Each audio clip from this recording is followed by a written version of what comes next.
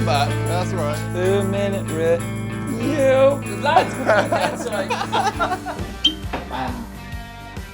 Okay, I've been really excited about this. It's been far too long. 2-minute reviews, guys. No cuts, no edits. You know the score. Let's bring it up and make that shit official. So, baby. Overwhelmed in a good way. This is scored super high, but this is really geared towards a lover of Scotch single malts. You should work in whiskey, man. Yeah, I should definitely. Price tag on it is justified. That's the best thing I'll say, even though we're not bringing that into equation. But It's a world-class whiskey. Damn. Amazing. Very good. Yeah. So I might score it. God damn, it feels good to be back for another 2-minute whiskey review with the Craft Whiskey Boys. Good to see you, They've man. done a stellar job since I've been away, but have no fear, I'm back now to whip these boys into shape. But look, I left Jay for 2 minutes alone and he's only gone and done something to his foot. Jay, do you want to talk us through that? Not really. I fell down the stairs. Great, so today we're looking at Bladnoch 27-year-old Talia. We are very, very excited about this one, aren't we? Absolutely.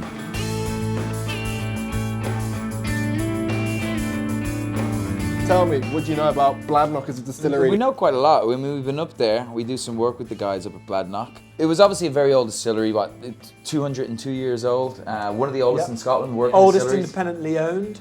Yeah. David Pryor came in from Australia, a very successful businessman over 5 there. a.m. Yeah, a big yogurt company. Did great with it, and then No, he took not yoga, yogurt. yogurt. I'm sorry. He says yoga. It's all the yogurt. time. It's yogurt. It's fucking yogurt. Anyway, David Pryor came in, bought it out, and he said, you know what, if I'm going to go and build a distillery, I want to get the best master distiller in Scotland that I can possibly get my hands on. Well, who would that be? It was Dr. Nick Savage from the Macallan. To get some unknown kind of smaller craft distillery to bring in, you know, the guy who held the #1 job in Scotland, so to speak, at this unbelievable monster distillery that's just had a 300+ million fit out. Yeah. Like, how are you going to coax him away? And David Pryor did. He coaxed him away. Nick Savage, he brought him down, gave him an offer, I guess, that Nick couldn't refuse. I think Nick was more so excited about getting his hands on and doing this type of craft whiskey rather than the kind of the mass production of Macallan. Well, that's it. A bit more artistical integrity there, you know, a bit more free reign, I guess, to kind of really show what kind of capabilities he has. And as he said, you know, he's critically acclaimed as an excellent master distiller, and we are all really very much excited to see what will be coming from Bladnoch in the coming years. Yeah. But we're here to talk about the Talia 27. Which Nick did not distill.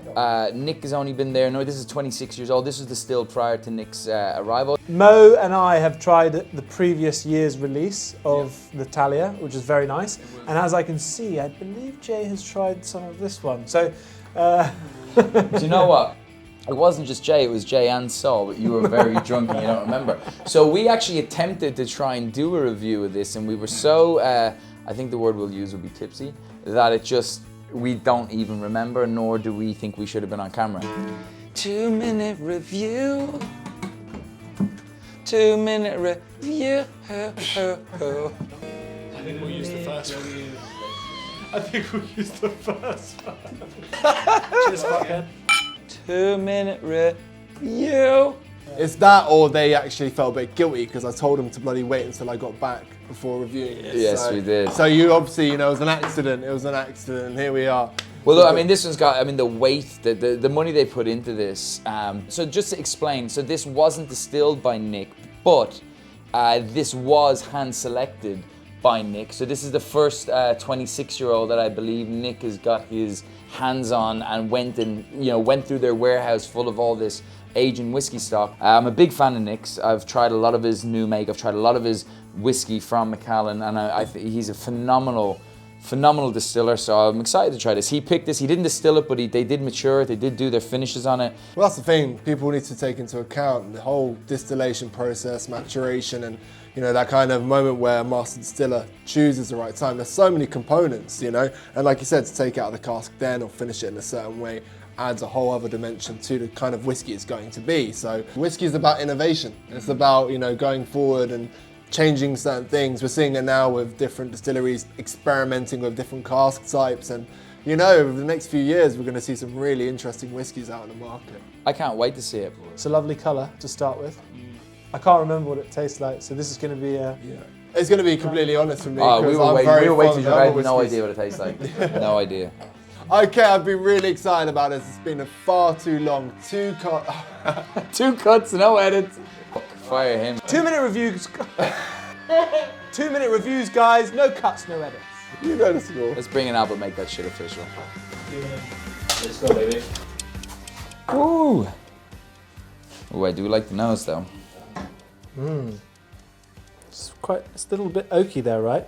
With some nice berries. I'm getting a lot of red wine type cask coming off I it was going though. to say currants. What do they finish it in? Does it say? Oh yeah, red wine cask. No. Right? Well, there you go. I didn't even read that. You should work in whiskey, man. Yeah, I should definitely try and carve out a career in it. Yeah, it's nice. That's a really nice nose. No, you can really pick that up big time. There's some good berries in there. Moseberries. Barry Goodberry. Got a deep bluish hue. Blueberries. No. That's beautiful. 44%. Interesting. A little bit of the ethanol burn. But a lot of sweetness is coming through. Yeah, there's a lot of sweetness. Ethanol's there, but it's not overpowering. It's not too bad. It's a nice finish. It's quite natural. Yeah. The finish is great, and I like the slight dryness as well.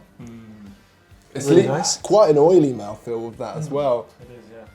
And leaving me to salivate. When I start salivating, I've said this before, it means I'm enjoying it.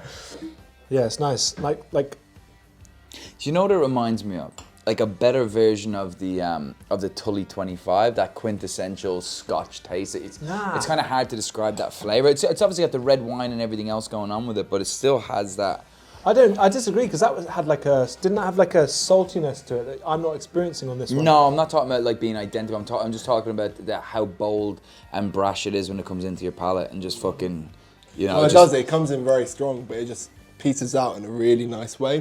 There's that real nice kind of, I don't know what it is, that kind of cherry drop taste coming out, and I found that familiar with the Bushmills 21 almost. I don't know what it is on that finish. Is that sweetness just makes an appearance there. Yeah, it's really nice. It's a bit Berries more all the way complex than through. the Bushmills 21. Bushmills 21 is a lot smoother. This is a lot more complex. 2 minutes isn't long enough. That was really quick. Yeah, it's because there's 3 of us. Is that what it is? This is really tasty. I thought I would remember this. We must have been so drunk. We were. You weren't there, you idiot. What are you talking I about? thought you meant when we went to Bladnoch and we had 2. No, because you drank a different one. Yeah. Because that's their newest release of it. True. You drank the The previous finish on 26. this is amazing. Yeah. Really nice. Oh, it's beautiful. There's like, is it a little hint of licorice in the finish as well that you don't get in? Yeah, it's like a nice, like, I wouldn't say star anise, but it's like a. I see. I won't get it. I despise, star aniseed or aniseed, whatever you want No, to it's call it. super faint I've though. never been that kind of. Maybe it's like nutmeg or something. I'm getting it confused, but Christmas cake. I love Christmas He loves Christmas but cake. only in whiskey. No, that's unreal.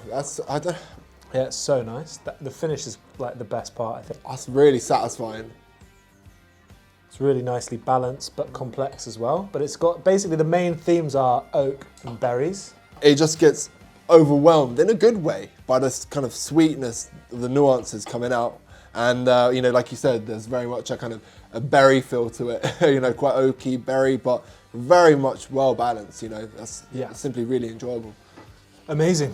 Very good. Yeah. So I might score it. Go for it.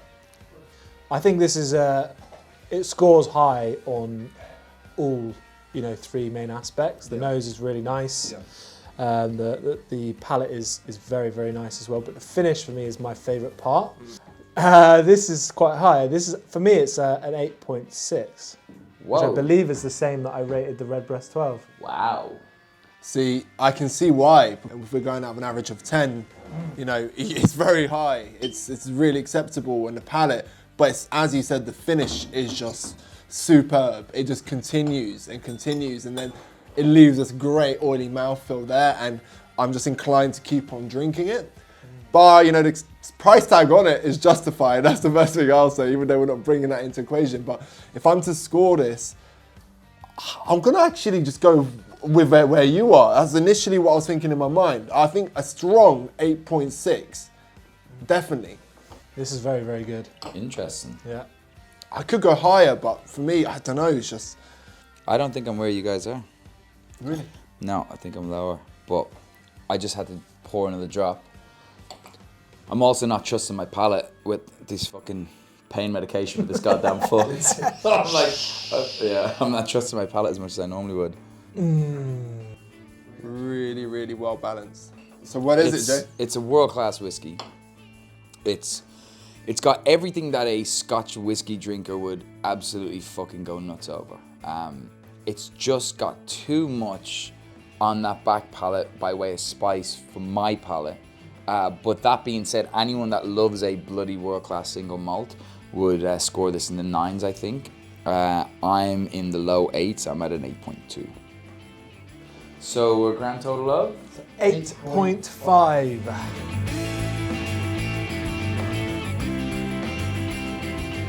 That's got to be up in the I think that's in the top 3. Top 3? Very high. That's it. I think it's in the top. Yeah, in the top 3. That's probably our highest ranked Scotch. Yeah. It is. It's probably one of the best Scotches I've Now, tried. remember, guys, this is scored super high, but this is really geared towards a lover of Scotch single malts.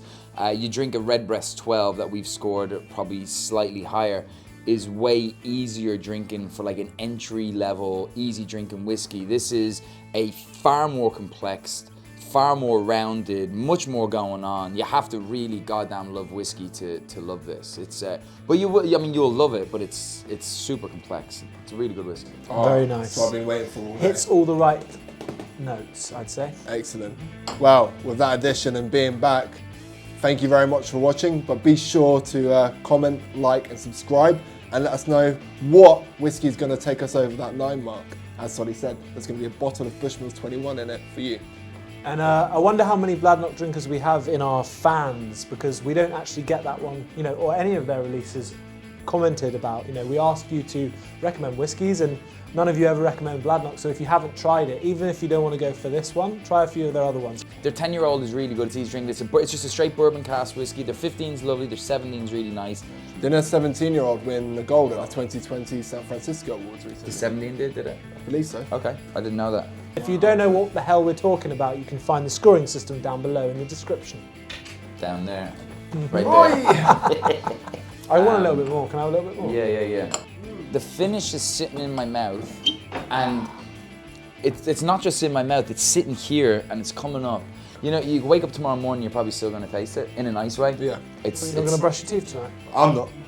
Not after that. Not after that. Why would I wait? No, I'm not. I'm going to save myself for the next 2. Let's knock into another 2 real quick because we got 2 more. We got Bladnoch we can do, and we can do. Let's open that Bladnoch right now. I got it right here.